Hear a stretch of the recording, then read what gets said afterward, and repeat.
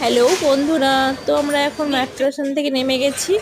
এই দেখুন কত তাড়াতাড়ি করে বেরাচ্ছি, যে এখান থেকে বেরালে কাশ্মীরি গেটে পৌঁছাতে হবে।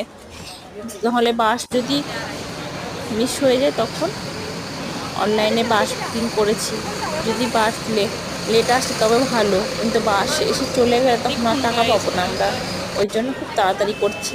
তো ভাগ্য ভালো, বাসটা পেয়ে গেছি। 10-15 মিনিট লেট ছিল বাসটা। আর এই দেখুন লাইন দিয়ে দিয়ে নাম ডেকে ডেকে তো বাসে উঠতে হচ্ছে। আর এই বাসটা ভিতরে দেখুন কত সুন্দর না, বাসটা খুবই সুন্দর বাসটা।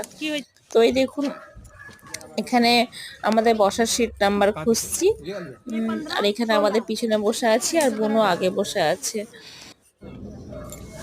ওই টাকা বেশি কথা বলিস না, তুই তো আমার জন্যই যাচ্ছিস। নিজের কোম্পানি নিবে।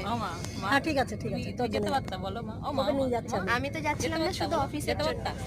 আমি যাচ্ছিলাম শুধু অফিসের জন্য। ওকে তো আজকে বললাম আমি পুরো জোর যায়, মাকে বললাম মা যেতে হবে না, কেমন করবো।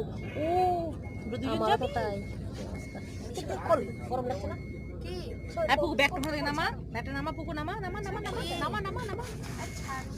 ভারী ব্যাগ। তুই দেখি পুকু কেমন লাগছে প্রয়াগরাজ যাওয়ার জন্য? ভালো লাগছে, অনেক ভালো।